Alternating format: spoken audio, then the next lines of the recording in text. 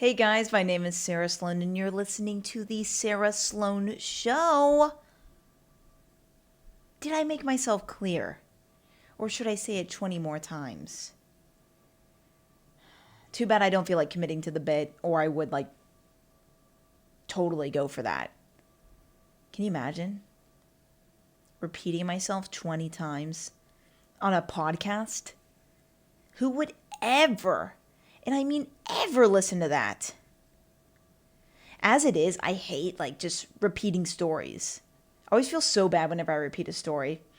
And it's there's sometimes where I'm like, oh, I repeated that story. I better stop. And then the person's like, no, I've never heard that. And then I continue on. They're like, oh, wait, yeah, you did talk about that. And I'm like, well, someone didn't listen the first time I told the story. So now I'm a story repeater. Repeater Pan. Make that movie. Or it's just repetition. Man, life has been crazy. Life has been fun though, and that's the thing. If you're not living, then what are you doing? If you're not stopping at Taco Bell and picking up 12 cinnamon balls for $7, sometimes 8, then what are you doing? Are those little balls worth that much money? No. Should I ever eat that crap? No. But tastes pretty freaking good. I hate it whenever I get sick, because I got sick recently-ish, and yeah, my throat was killing me.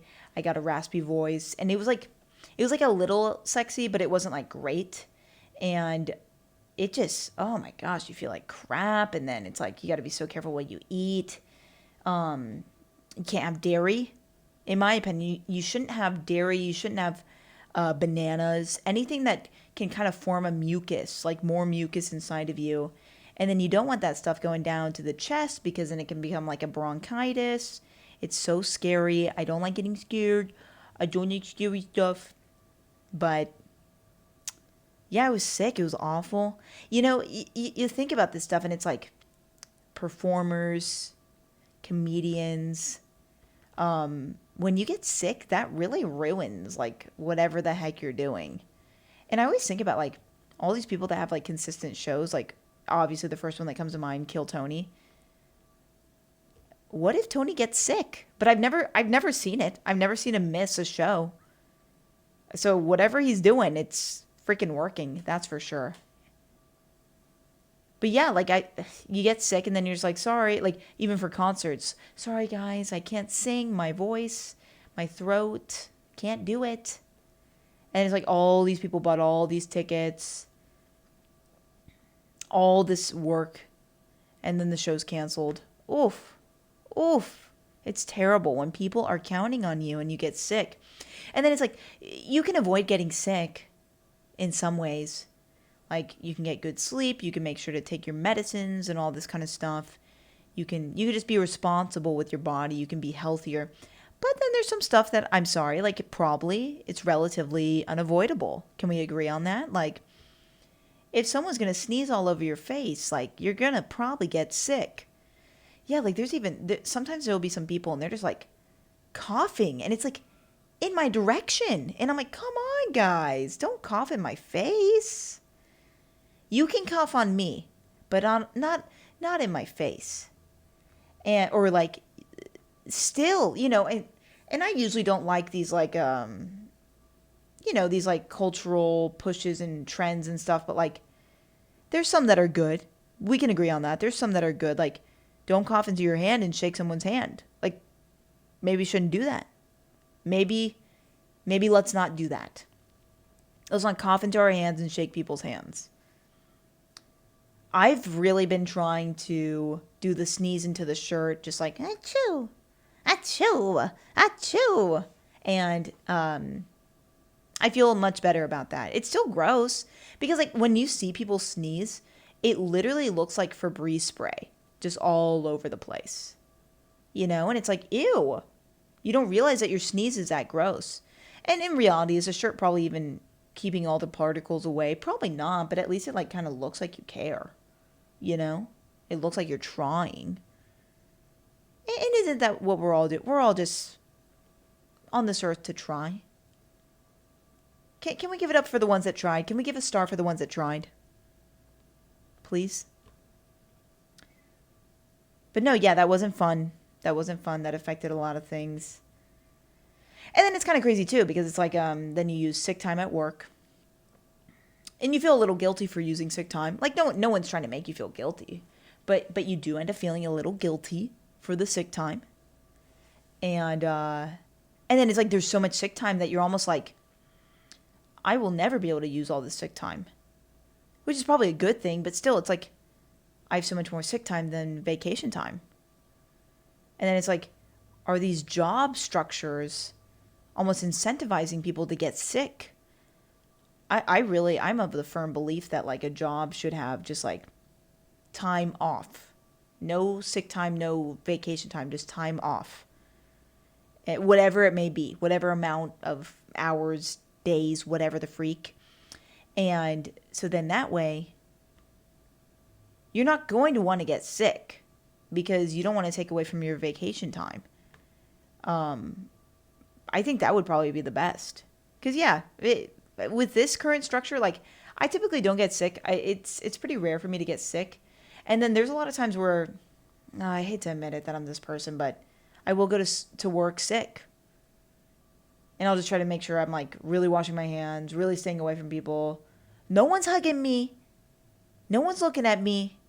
And I'll just kind of stay away. But I can do my job because, a lot of desk jobs, like it's not like that physically demanding, in my opinion. But what do I know? But yeah, you don't want that stuff to go to waste. I left one job and it was like, I think I had over like 200 hours of sick time. Because I was just never sick. So, the whole thing's pretty sick if you ask me. And then it's like, oh, here's another question. And maybe this can get a little sensitive. And I'm not trying to ruffle any feathers, you birds out there. I don't like birds, by the way, but yeah, that's okay. But with sick time, oh my gosh, I lost my train of thought. I should have turned notifications off because I just saw it on the device and I'm like getting distracted right now. I remember now. I came back around. I remember now. Mental health now is used as sick time. That's interesting to me. Like I'm feeling depressed. I need to take sick time because of that. That's interesting. And then in my opinion, oftentimes whenever I'm feeling sad, being in isolation for so much of a time sometimes isn't good for me personally. Sometimes it's a lot better to spend time with people at work, and that kind of gets me out of my funk or whatever I may have. In general, I think a lot of people can end up having funks, and I think that really the best way to deal with that, obviously, I think spirituality is probably the best way. Prayer, just silence, listening to God, reading the Bible. Maybe some worship music, meditating on him. I think that's really the best way. In all seriousness, like give it a try. And then I think another great way is just some exercise, like, run a mile if you're feeling sad and tell me how you feel after the fact. And maybe you'll feel better. Maybe.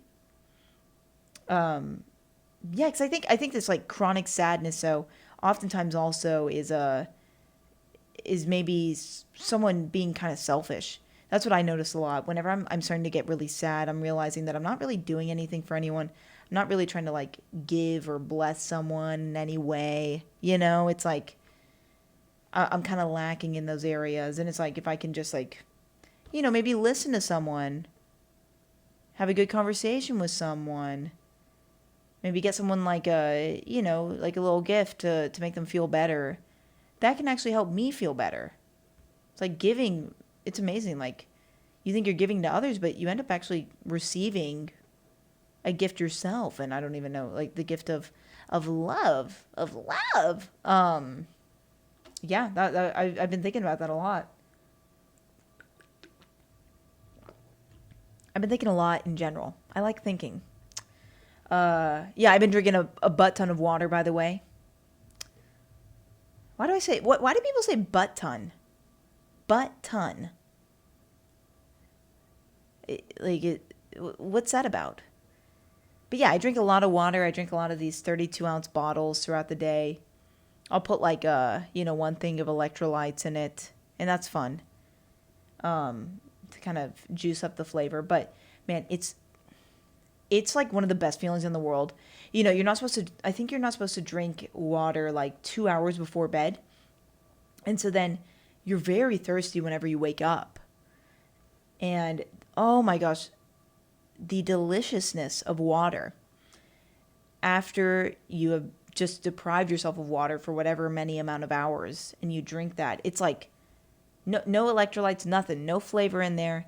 It is truly delicious. Filtered water. I think that's good. Filtered water, right? That's probably a good thing. Is it? I don't know. What do I know? But, oh man. Oh, it hits. It hits.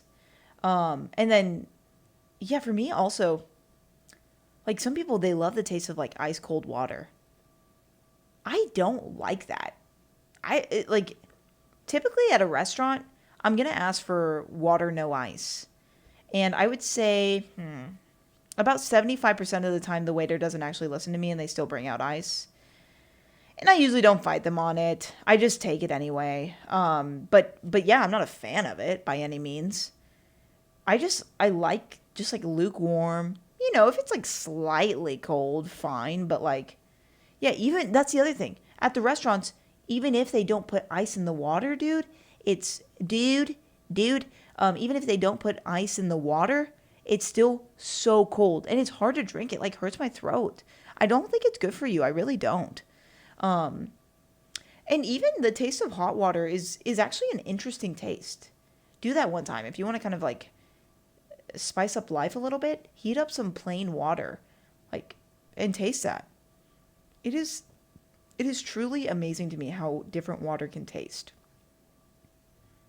at different temperatures. Fascinating. Oh, I got coffee with a friend, and we got frappuccinos, which are good. Those are always good. But then I saw paper straws. They were using paper straws. And I think those should be illegal. I think they're the dumbest things I've ever, seen in my life. And I thought we had done away with that crap. I hadn't seen them in a while. And I am telling you, I'm drinking this frappuccino, which I know is good. I know it's a good frappuccino. There's nothing wrong with it. And it didn't taste good because I'm tasting paper on my mouth. And that's all I could taste.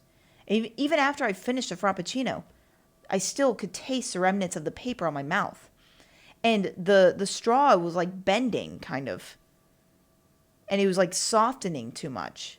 And it's like, what did we think was going to happen? What did we think paper straws would be?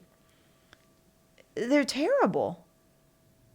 Come on, rude boy. Rude boy. Also, I think in general, I think we do too much of the straw stuff. Whether it's those straw Stanley cups or whatever the freak. And it's like, we're constantly pursing our lips like little babies. And I do it myself, but for different reasons. I like to whistle. I'm a pretty good whistler. Did you hear that?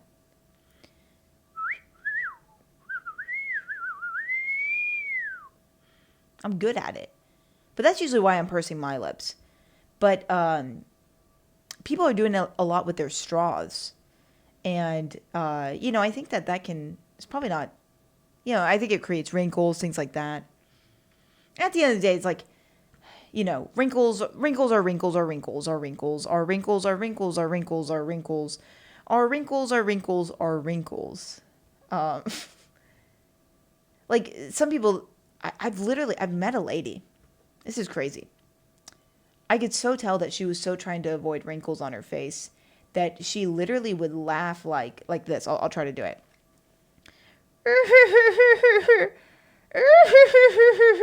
Because she was trying to keep her face still to stop the wrinkles from occurring. I think that's crazy. That's absolutely crazy. Um, like I think probably, yeah, if you got the wrinkles around your mouth, that means you smiled a lot. That's a good thing. Those are good wrinkles. Those are good wrinkles. But if you have the wrinkles, in between your what would you call it? Like around your what man, where your unibrow would be. Let's just call it what it is. Or your forehead.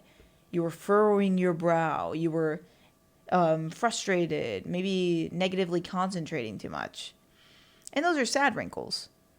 But at the end of the day, we're all gonna have wrinkles. And it's like, I've seen some people and they do the work on their face, and I'm just like, it doesn't look good. It doesn't look natural. And it's like, at the end of the day, like, you are what you are. Like, just accept it, It's like,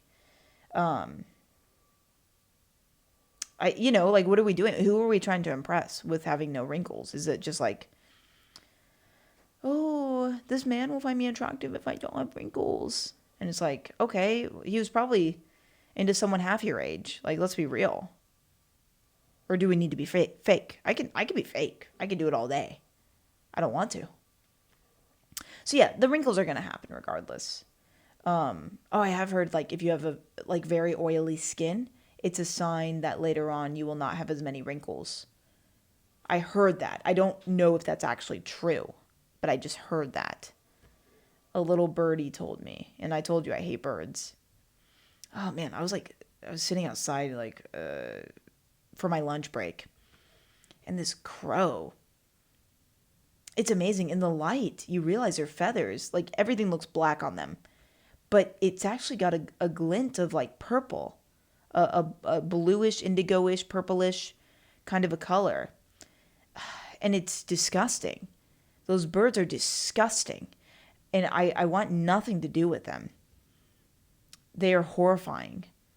Yeah, you ever see a bird without its feathers on it? They're already horrifying with the feathers on. Without, oof. They're just like, they just got their beaks and their beady eyes and their claws and like, or whatever do you call it, talons? I don't even know. I don't like them. I like to eat birds, but yeah, I don't like them as far as like even like, I know it's good to have like chickens behind your house, like, or whatever, in your yard, because then, cheaper eggs and all that. But it's like, hey, don't feel like it. Not really in the mood right now. You know what I'm saying? I really just wanted to riff today, if that's okay, for the podcast, for the potty, the bathroom, because it's just like, it's fun to just riff sometimes. But yeah, no, things are good. Things are good. Yeah. How do you guys answer whenever people are like, "Hey, what's up? What's going on?" I always have so much trouble answering that, and I'm like, "Things are good. Things are good." And I thought like, what if I like really launched into like, hey, how are things? And I'm like, like, things have been like really hard lately. Like, life is really hard. Like, what am I supposed to do? Like, that's so insane. Like, you have to just say things are good, because if you don't, like, people are asking, like, they're walking the opposite way of you, asking you in like 0.2 seconds, and you have another like 0.3 seconds to answer, and you can't just be like, and like, my mom, she told me that like she's gonna put me up for adoption. Like, what are you supposed to say? It's crazy. It's so crazy. It's so crazy. And I try not to do it, but sometimes it's like, I do end up asking the question. And I'm like, dang it, why'd I ask that? Like, first of all, I'm not even sure I care to hear the answer. Like, if they were real, like, how would I, they're really telling me how their day is going. Did I really mean to ask that in the first place? Like, that's where it gets hard. That's why I've been saying a lot, like, it's great to see you.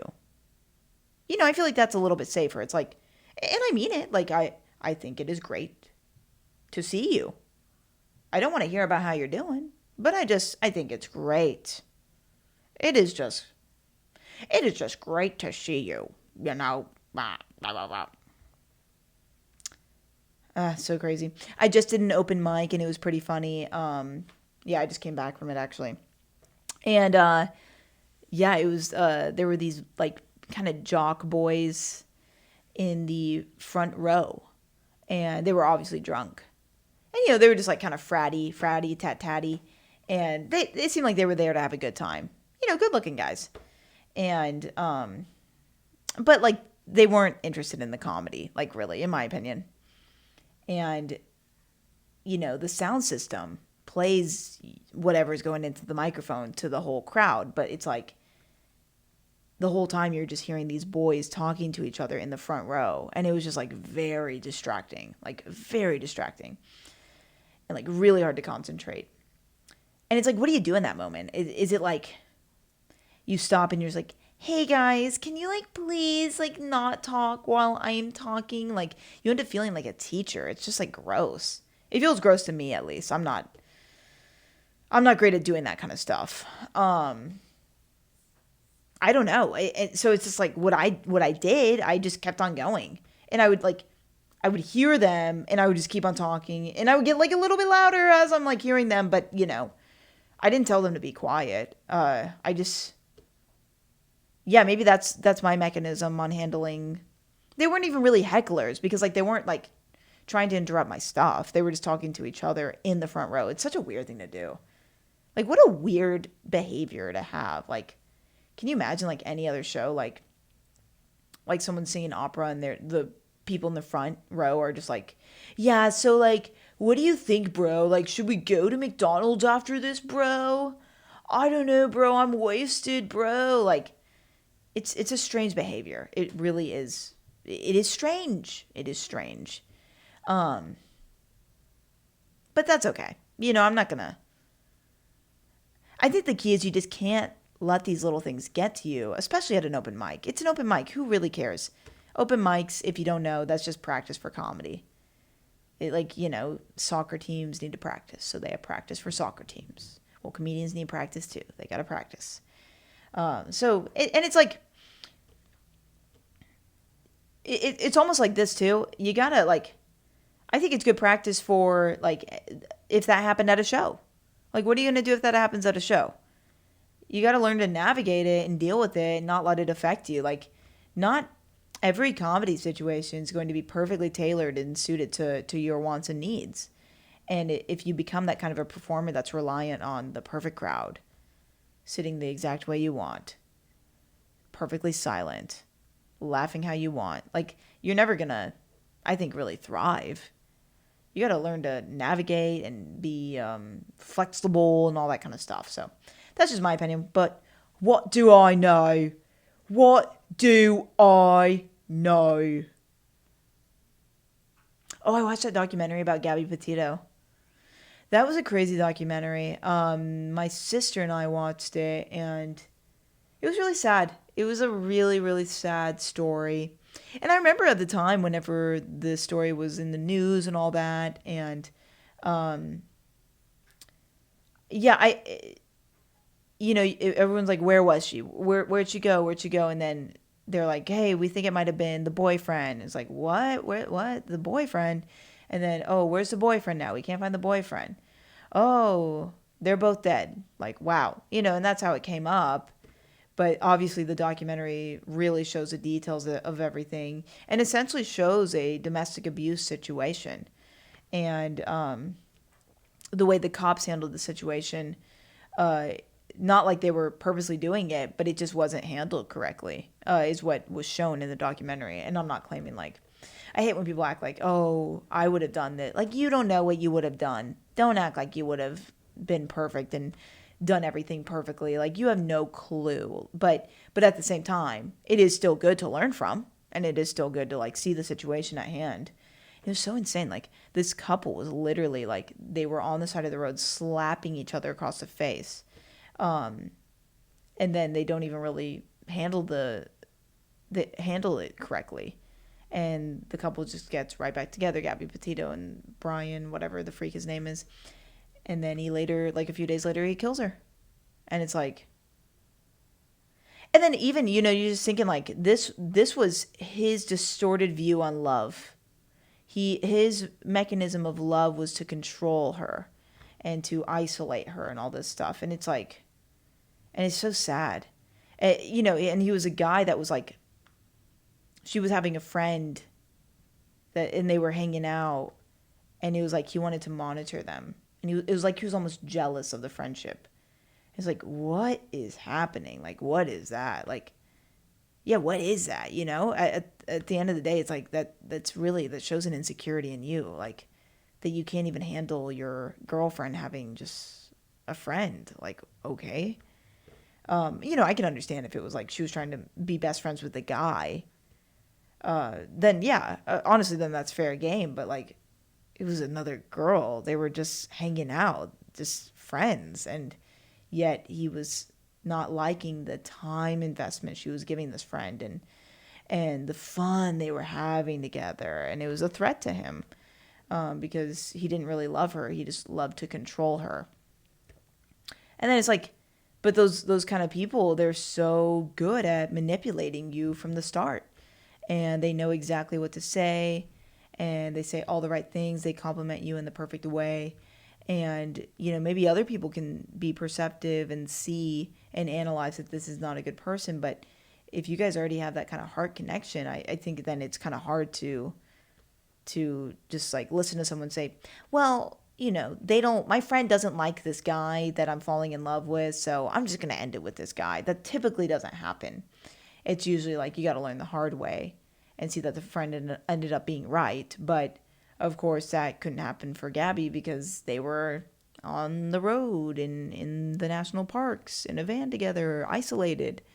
And yeah, in general, isolation is not a good thing. And I think even physical activities in isolation are not a good thing. I really believe that. Like, I enjoy running. I like to run on a treadmill in the gym. If anything happens to me, someone's going to see and help me out. But if you're running on a trail in the mountains alone and something happens to you, who's going to help you? Who's going to get there in time to save you? I'm just not interested in all that. I've never been in, like, I just think there's a way to live life where you can avoid unnecessary, what is a word? Obstacles, unnecessary, just any need for whatever thrill or whatever, like even skiing, for example. Like, you're not going to catch me skiing. The amount of friends I know that have hurt themselves, broken bones, they can't walk the same anymore. Yeah, no thank you. I don't want to do that stuff. Skateboarding. Oh, man. Yeah, you skateboard and it looks cool. I will admit, you look very cool. You do. But then all these people, you see the fail videos on YouTube and they've hurt themselves and all this stuff and everyone's laughing at it. I'm like, no, like this person probably got a concussion or this person like broke a bone. Yeah, even the scooters. Yeah, I got a scooter. I rode the scooter once to my apartment and fell off it. And thank God I didn't hurt my foot worse. But it's just like, I just think there's a better way. Like, there's already so many uncertainties in life. There's already so many ways to just get hurt as it is. Like we're driving every day. Driving is so incredibly risky. But that's a necessary risk, in my opinion. I've got to drive places. I've got to transport myself. But like skiing, I think I can live my life without skiing, I think I can live my life without skateboarding or boxing or whatever. Like, there's just so many things that we don't have to do. And I think it would really enhance, help, whatever, our lives. So yeah. Wow, that was I got pretty rantalicious there. Rantalicious. I just made that word up, if that's okay with you. Oh, this was embarrassing. I just thought of this. I was doing a back bend here in my apartment, and yeah, I don't know why I was even trying to do a back bend. And I'd say it like I actually was successful. I was not successful in doing the back bend. I cannot do a complete back bend.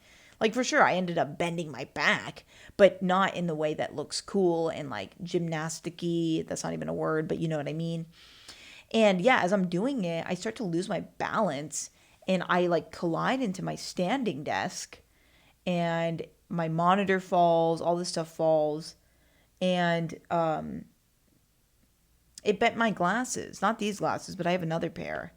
Yeah, it like totally bent them. So now I'm gonna have to go to the store. I'm finna go to the store and get them adjusted is what I hope. If they're nice enough, they could I don't know, maybe they'll be like, "No, we don't want to do that. We don't want to adjust your glasses. We don't It's going to be $150 million to adjust your like, okay, cool. No, you guys are being mean. Stop being mean. Do what I want and do it for free. God bless you and America. Mwah, mwah. So yeah, I got to go get those adjusted. And I miss those glasses. I want to wear those glasses again. Why did I have to do a stupid... First of all, why did I have to try a back bend? First of all. Second of all. Why did I have to do it right in front of my standing desk? Because that was a good idea? No, it was dumb. It was silly. I tried to set up a dental appointment. And one of my coworkers uses this dentist. And so I was like, oh, this will be great. My insurance will work with it. And so I'm calling the lady and she's all like, I was like, when's your next available cleaning? And she's like, not until June. And she was like so happy to say it. I don't know why. Like these people, they're just so happy to deliver bad news, but whatever. And so I was like, okay. And she was like, June 10th, 150. It's the soonest one we have. And I was like, all right, put me down. And then she was like, what insurance? And I was like saying it. And she's like, we don't take that anymore. She's like, so it's going to be $380 for a cleaning. And I was like, what? $380 for a cleaning? And then she was like, yeah, we don't take that insurance. I'm sorry. Like literally, I'm not even kidding. This was her voice. I'm sorry. And I was like, whoa. This lady's like way too not sorry. She's psycho. And so I was like, yeah, I don't even want any like part of this. And I was like, okay, thank you. I'm sorry. Bye. Have a great day. I guess that is a way to do the phones at your work. Just like turn into a baby. That would be like, imagine breaking up with someone over phone. And he's like, yeah, I think we are gonna have to break up. I'm not really vibing with this anymore. Are you sure? Are you sure that? Please don't break up with me. Please don't break up with me. I'm sorry. I'm gonna break up with you. I'm sorry. I would go ballistic, dude. I would be like, okay, shut up, little baby, little dumb baby. I'm sorry. It's insane. It's insane. But I'm not trying to fight people right now. Maybe later. Maybe later. Maybe later.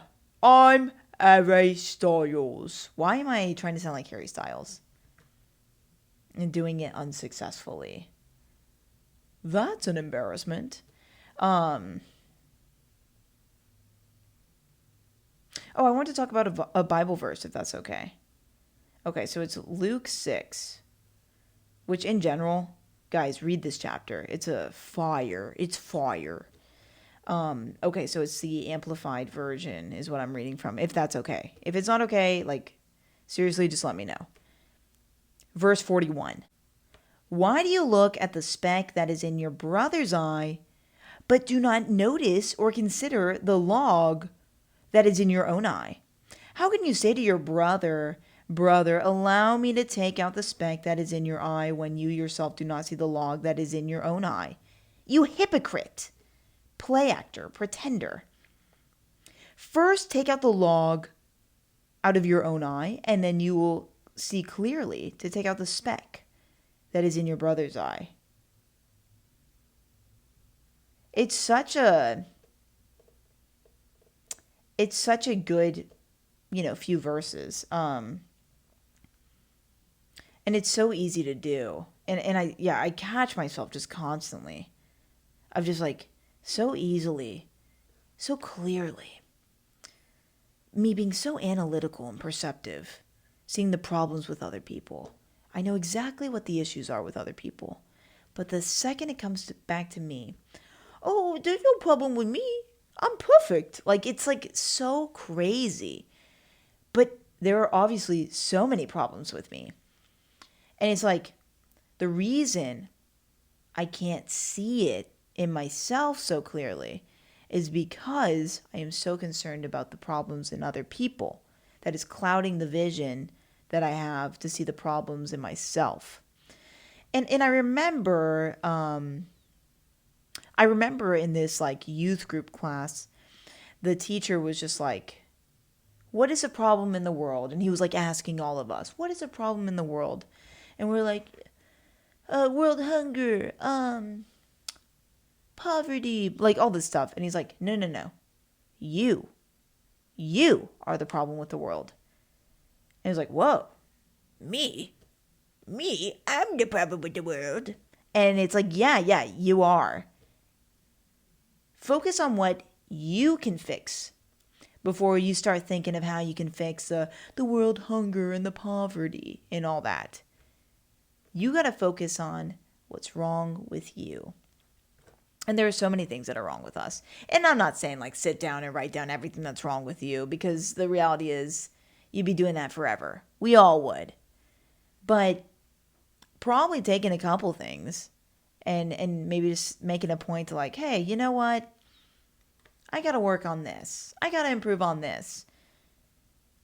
And that will help you. So yeah, then it says, yeah, first take the log out of your own eye, then you'll see clearly to take out the speck that's in your brother's eye. Whenever we have our house in order, that allows us to then have the ability to help others. And I think that's a beautiful thing. And I have to be so honest. It's like I so barely feel qualified to ever do that because there's so many issues that I have. But I think the reality is like we are striving for perfection as Christians, but we all know that it's not completely attainable. It's just not.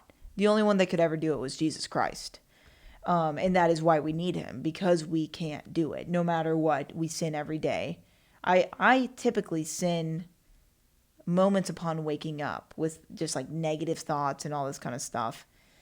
And so it's like, yeah, we need Jesus. But I think as we make incremental changes in our lives through the grace of God, not our strength, our weakness is his strength. It shows his strength.